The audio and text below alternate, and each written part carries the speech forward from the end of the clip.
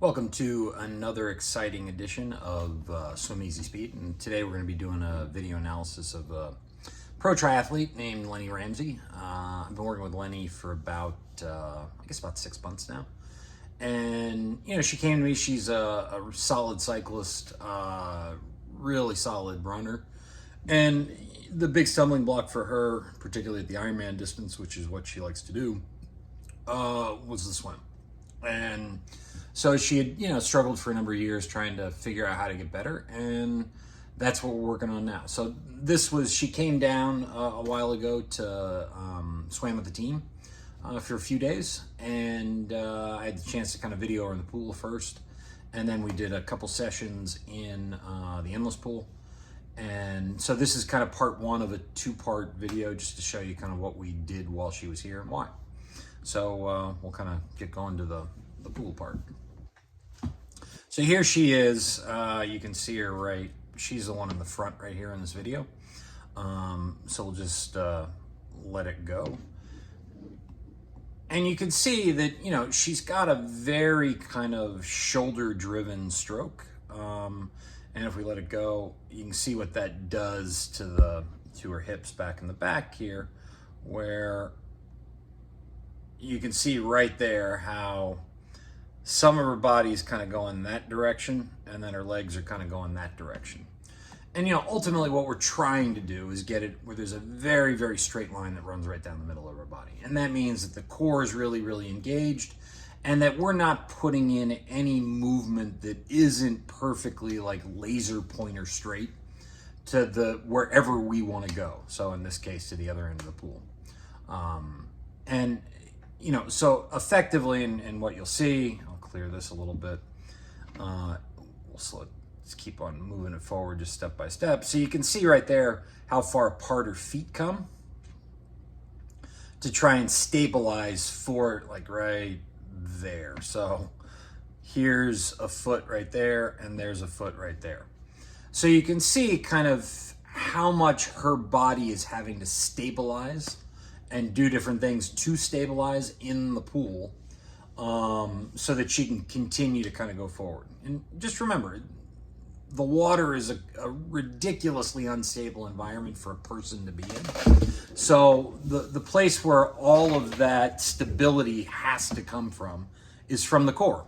And if we're thinking along the lines of that we're trying to reduce drag and trying to get into the position where we can most effectively lever the water, then it becomes a lot like some of the problems that you face on the bike with trying to get into an aerodynamic position, but not losing the ability to really kind of generate power on the bike. So you got to find that nice sweet spot between what your physiology allows, where you are right then and there, and the movement that you can make, and then trying to get the most amount of generate the most amount of power possible on the water. And it becomes fairly complex because at slower speeds, drag isn't as big of an issue, but as you try to kind of get faster, particularly with these pro triathletes, and I'm going to call faster sub kind of 140 per 100, or sub 120 per 100. So when you're trying to get under 120 down into kind of the low teens, sub 110, then yeah, drag starts to become a much bigger issue than it had in the past. So, or the impact that drag has on the efficiency of your stroke. So here we go. We'll kind of forward this a little bit, and then we'll get to the first session in the endless pool. And we had already been working on some stuff before she got in the endless pool. So you can see, if you just look at her stroke, everything's starting to come a little bit more in line already here. You can see her feet aren't coming as far apart as they were before. And you'll get a good look here. So if we look here, here's that throw with that right arm. And you can already kind of see how, her body's going this way, and then her legs are going that way. When in reality, what we want is from the head to the toes to be just in a perfect straight line.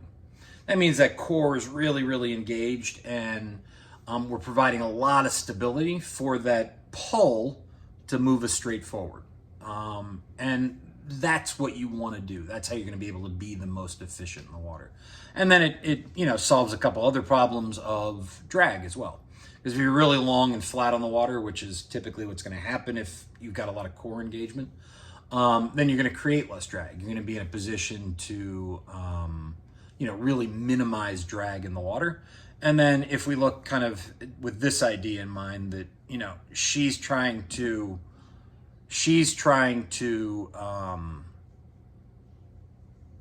swim kind of in a smaller and smaller area. So you'd want, just a perfect straight line right down the middle right there. And you wouldn't want her feet going out there, feet going out there.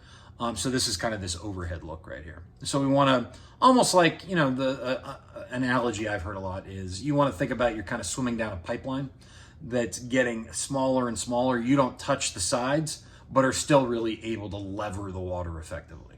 So you become more compact, but you're still able to get a lot of purchase on the water. So here we go, and we'll keep on looking at what she's doing. Now, one of the things that happens, particularly in Lenny's case, she's got a very shoulder-driven stroke right now. And that tends to be a stroke that's popular within the triathlon community for a variety of reasons.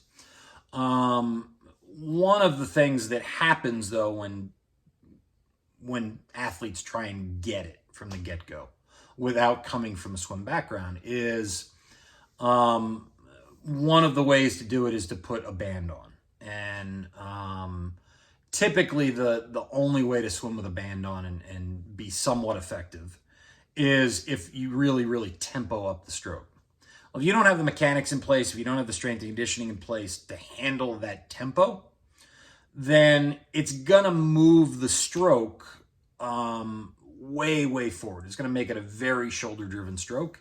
And in a lot of cases, it's not going to be connected to the hips at all. And then you're almost going to have to drop a lot of core engagement to get that tempo that you need. So this tends to be one of the things that happens with, an excessive amount of band work where you're trying to drive that higher tempo, more of a shoulder-driven stroke. The one thing that it can lead to is stuff that you're seeing with Lenny right now, but it also can, shoulder-driven strokes. There's been plenty of examples where they work fine in swimming and in triathlon, but they do tend to kind of lead to more shoulder injuries on the whole. And, if the core isn't engaged, then you're really kind of shooting yourself in the foot where you're not giving yourself a really stable platform to lever the water. So if we look here, we'll kind of go forward a little bit. And so we back it up a little bit. So Lenny goes in and, she's getting definitely better here, but you can see kind of there's the arm position where the elbow's definitely dropped.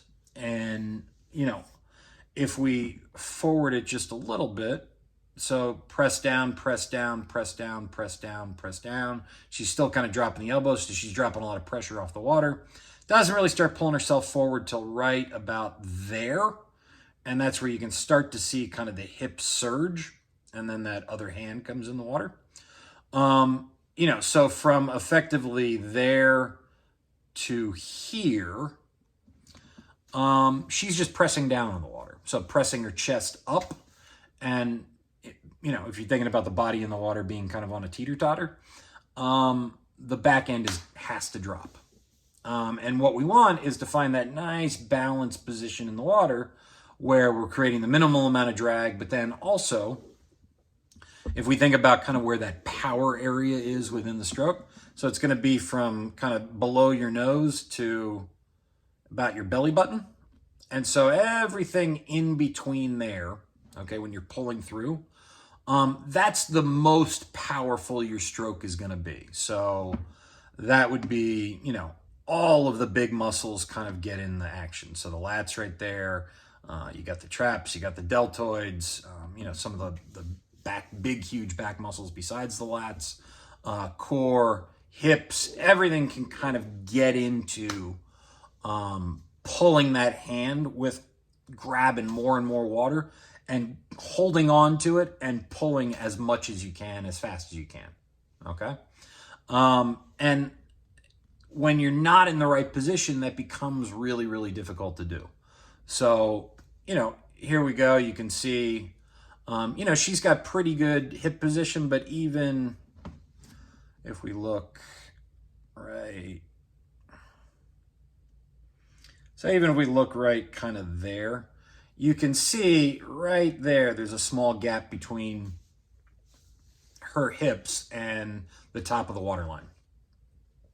That's still probably 5 to 10 seconds a 100 that she could pick up if she can get those hips up. And this is where you see kind of that, where technique and fitness, and I say fitness, I'm meaning strength and conditioning in the water, practice the movement over and over again, just time in the water, beyond just kind of, oh, I have an amazing engine. That's where that becomes just monumentally important. And you can't get to it unless you have the requisite fitness that only comes from kind of time in the water and really time in the weight room as well. So, so something to think about. So then we kind of go through, and then this was the first drill. We just tried to kind of get everything a little bit more aligned and really getting everything kind of moving forward. And so she was struggling with this drill a little bit at the beginning, and it's just because, her brain and body have made that same movement over and over and over again. And that pipe with the end caps on that you're trying to grab, which is the same place each time, your brain and body just want to go back to the spot that it knows how to do without a lot of thinking about it. Just that kind of subconscious, repetitive motion that you've done for 100,000 strokes already. Because the brain's always looking for homeostasis. What's the easiest thing I can do? Because it's such an energy-intensive organ. So it's looking for, hey, that's the easiest thing to do. But you can see as she goes along, she starts to really kind of find that rhythm and find out where to go back, and it's becoming easier to grab it in the same spot. And if you look, you see how her feet start to come together. And she doesn't have this really, really wide kick trying to stabilize her body anymore. And that's because we're getting some core engagement. We're getting some, really good kind of forward, just very linear kind of movement, which is what we want. So I hope this helps. If you guys have comments, questions, likes, shares, you can do it all below. And thanks for tuning in, and stay tuned for part 2. We'll post it up next week.